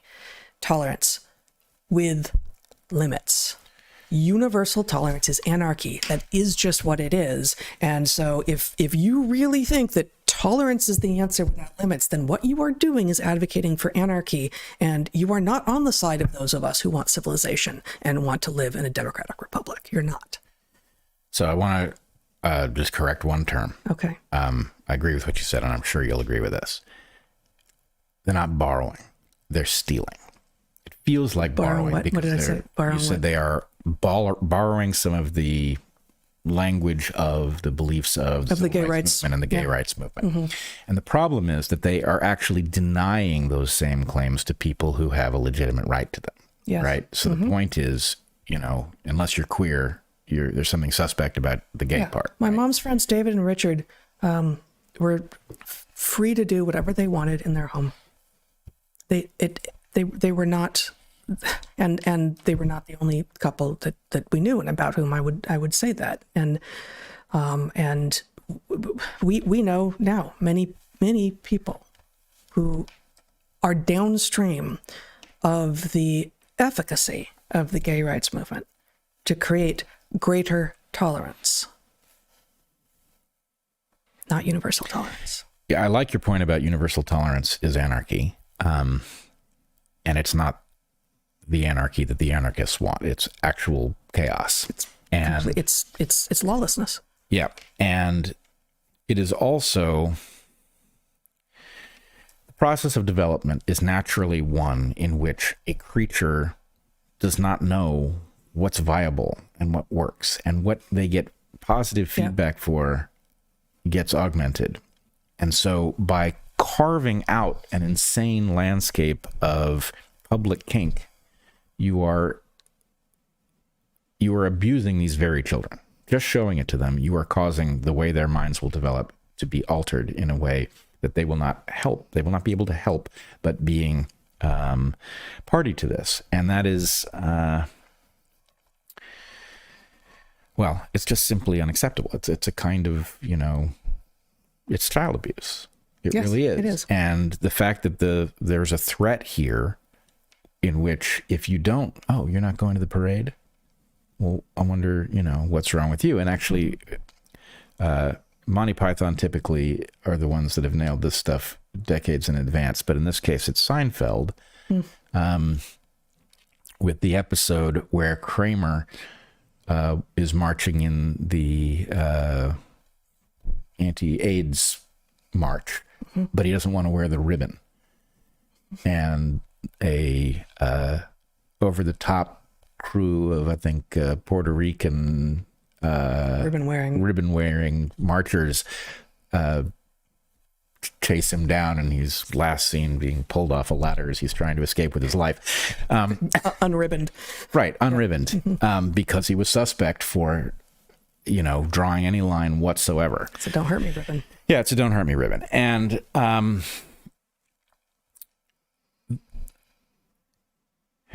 I guess the other point I would make is the game of, you're intolerant if you call me out for this kink in public. And so if I accept that so that I don't get hurt, then the point is, okay, how about this one? Right? And the point is it just keeps marching further and further. And what you're looking at in this Pride Parade is like it marched out of June. Yeah, right? Exactly. No, totally. Marched out. Didn't want to compete with other cultural events. Well, sure. Yeah. And then it's going to march further and further. The dog mask thing really gets me because if you didn't know that there was a kink that involved these masks, and you just saw one and you thought, well, that's actually craftsmanship. Totally. I was close to some of the people wearing them. They were like, nice mask. Yeah. Well done. And then you realize, oh, wait a second. This is about sex where you think you're a dog? I mean, and then you want to put that in front of a kid? And, how are you going to explain that to them? Yeah. Right? It's hard enough to explain to an adult, right? It's bizarre, right? If you told me this 20 years ago, I'd be like, wait, what? These people are like parading that in public, huh? You know? Yeah. So, yeah, you can't explain. While on the sidelines, earnest young men hand out communist literature. Right, exactly. Right. Yeah. No, it all just makes total sense. But I guess the point is, look, this actually is, when you are a parent, you have to make rules. You have to limit what your kids do or they become monsters. Your kids are actually wired. They want you to lay down correct limits, and they want those limits to be well thought out. And yes, they will test you and figure out where those limits are. But the point is, they want to be proper adults. That's in their interest as much as yours. They want the rules. And if you fail to lay down the rules... Yeah, you don't ask children to tell you how to parent them. Actually, that's not how parenting works. Right. That's not how parenting works. What do you want, honey? Do you want to go to the parade? No. Which is exactly how it is, as you've pointed out 100 times, with the, I think I'm a girl. Well, yesterday you said you were a dinosaur, right? Right, that exactly. thing. Yeah. And so at some level, look, I now know so many libertarians that I admire. I just, lovely people. There's not a one of them who has kids who would advocate for libertarian parenting, where it's just like, well, free for all. let them do what they want, right? No, it's not. They're Libertarianism and anarchy are different. right. And so the point is, look, you've got people who are ratcheting up their demands into the ever more ridiculous and obscene, literally obscene. Yep. And they are waiting for you to tell them to stop, and you're too much of a coward to tell them. Like, that's what's going on here. Portland, you have to tell these people to stop, because you know what? It is supposed to be a family-friendly city. You've got kids there, and if you don't tell them to stop, you are party to abusing those children. Yeah, that's right. And it is. I love Portland. I really still love Portland so much. And I walked out of there. I had to walk back to my Airbnb, which is a couple miles away, through a series of neighborhoods, some commercial districts and residential neighborhoods, in which it looked like the Portland that I love. It was a Sunday. It was not a beautiful day. It had been very hot the day before, so there were people out, but they weren't sort of erupting in festivity as at the parade or as the previous day. But walking through the Portland outside of the sphere of the influence of that parade felt right, except for the zombies. I did see the description that I include in that in the piece about guy, parked car with the passenger side door open, when the guy bent over, crumpled half out of the car, lying on the curb. I saw that, not that day, but I saw that on this trip. And there do seem the homeless encampments seem to be being cleaned up to some degree, but there's more of the Walking Dead. I ended up at a downtown 24-hour mini mart at 4 a.m. on Saturday morning because the smoke alarm on my Airbnb was going off, and I had to get a replacement battery. I couldn't figure out. It was insane. And there was no parking right there, so I had to park about a block and a half away, and I could see it, and 4 zombies between me and the mini mart. They're not safe. They're not safe to themselves. They're not safe to other people, because there's almost no functionality left. So, that does not make for a wonderful city either. But the laying down of limits and actually the fentanyl zombies, it's the same thing. Like, universal tolerance. How about no? Yeah. How about stop it? We're not going to be tolerant. And we reported on this back when we lived in Portland, that when I always forget what it's called, the injectable that recovers people from Narcan, and there are a few of them, but either the Oregon or Portland State Health Board were like, now everyone needs to carry Narcan so you can save people when you run into them. No, that's not where the responsibility lies. Yeah. No, it's it's the same error across the board, right? Yeah. DAs that won't prosecute people for committing crimes. The whole thing is a culture, a self-reproducing culture of absurd permissiveness. And, if you're allergic to saying no, then you don't belong in charge of anything where citizens are going to be involved, especially children. Right. Right? Saying no is how civilization works. And it's not because saying no, is a good in and of itself, but saying no is the way to avoid all of the harms that we have to prevent. So this is going to seem like it's kind of a non sequitur, at least to the audience at first, but you will remember that in the summer of 2004, when Zach was a tiny baby, a couple months old, we had driven from Olympia, where we lived then in Western Washington, to Idaho for a wedding. One of our students was getting married. And on the way back west, we took the 20, which is a beautiful highway that goes to the North Cascades. And we stopped in, I don't know, one of those towns like Winthrop or Twisp or something. And it was a hot, beautiful summer day. It's the two of us, young college professors, and our tiny baby.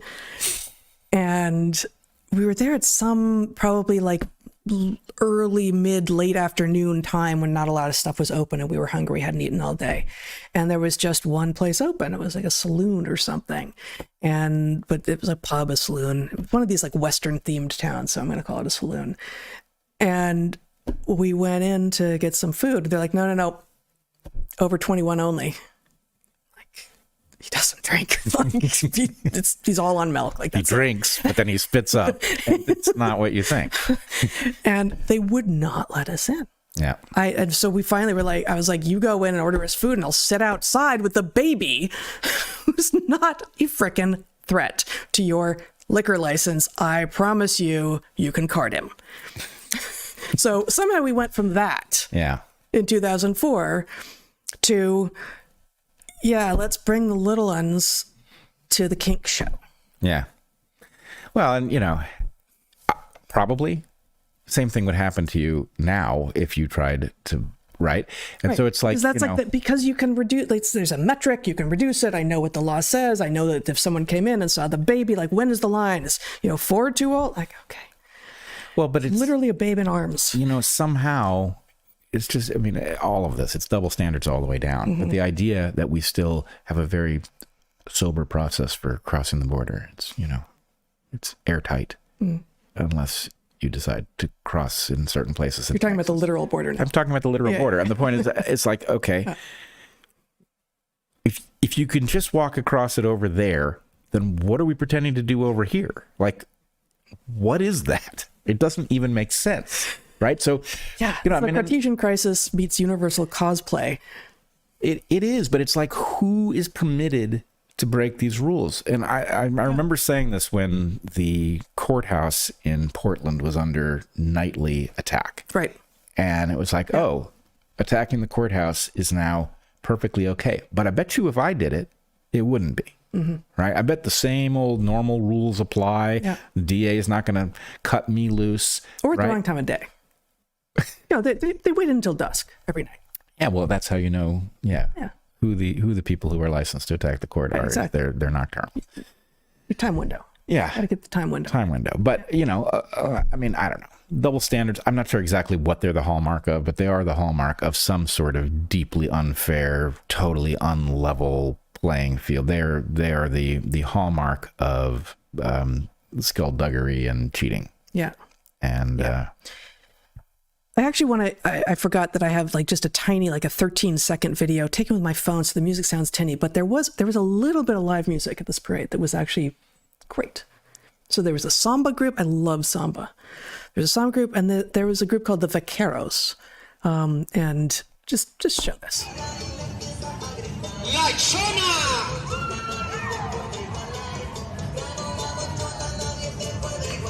Hey, hey! Hit, hit! So the woman who was dancing by his side just ran in from the crowd, and she then brought in a bunch of her friends, and she's just some Latino woman who likes the music, and like, okay, so the audience behind them was ridiculous, but I've got to say that disturbs me a little bit, and I hope I'm not about to trip over stuff by stereotyping here, but I have the sense, just looking at that little clip you just showed, one of these guys it has a pride flag draped over his shoulders. Right. There's nothing else about what I saw in that display that has anything to do with pride. Yeah. So I sort of have the sense that Latinos, who in general are very sensible about family stuff. That wasn't corporate, though. I don't think they were selling anything. Oh, I don't think it was corporate. I think my guess is, for one thing, that was authentic music. Right. So these are probably recent immigrants. And if this is what's going on in Portland and they've moved to Portland, and it's like, well, okay, let's join the parade. Let's show that we're part of it too. And how tragic is that, that this ridiculous movement is going to speak for any of us about what American culture is, right? This is garbage. We're going to look back on this and be ashamed. And, it's not good to have this be what we show to children. And it's not good to have this be the face we showed to the world. It's really upsetting, frankly. Yeah. No. Yeah. I hear you. So that's it. Secret Service and pride. Like topics in the era of the Cartesian crisis. Yes. Secret Service and pride. It's pride and shamelessness. It is. Yeah. It is pride and shamelessness. I mean, that's how I start the piece by saying that they're shameless. Needy, greedy, and shameless. Oh yeah, there you go. I was talking about the Secret Service. Oh yeah, they're that too. There's actually one more little thing. It's not coming up on the. I'll hold it. I got some more little nuggets in the footnotes, but you can go and read the piece and find the footnotes. I'm going to do that. Yeah. All right. That's us. You and me. Yes. And Zach. Him too. And the dog in the corner. All the dogs. We'll be back next week. Same time, same place, 11:30 a.m. Pacific. We encourage you to find our schedule and upcoming events at darkhorsepodcast.org website. We've got some merch. Oh, hell yeah. Here's one. Welcome to Complex Systems. We got lots of other good stuff. And the link to the store is at the website, darkhorsepodcast.org. You also find there a way to get to Natural Selections, my Substack, which is where I wrote the piece that I read today. We've got both of our Patreons there. We got Locals there, which we encourage you to go to. I think I'm gonna have you start putting some of those awesome videos that you've been making onto Locals. I mean, you have done some of that. Some of your reporting, your and Zach's reporting out of the Panamanian border early this year, or on Locals only. There's still content that's only there, and actually that will at some point not be timely anymore, but right now there is redoubled interest in the border because apparently Biden made Harris the border czar or something back in the day, and she didn't do a great job. No. She did not do a great job. Well, it depends what her job was. Yeah, she didn't do a good job relative to what the job is supposed to be. Yeah, but you and Zach, along with the people that you were the handful of people that you were there with, really did an amazing job reporting on what is actually happening at the Panamanian border, and that's on Locals. Lots of other great stuff to find on Locals as well. Once again, check out our sponsors this week. That was Caraway, Fresh Pressed Olive Oil Club, and Seed. And know that we appreciate you. We appreciate you liking, subscribing, sharing what we're doing. Saying no to children when they're doing things they shouldn't. We appreciate you saying no to children when they need to be said no to. Yes, and even more so, saying no to adults when they need somebody to say no to. Yeah, more important than saying no to drugs, frankly. Right. Some drugs. Say no to fentanyl. Say no to fentanyl. And, there's a long list of things you should just say no to anything that's refined. Yeah. And until we see you next time, be good to the ones you love, eat good food, and get outside. Be well, everybody.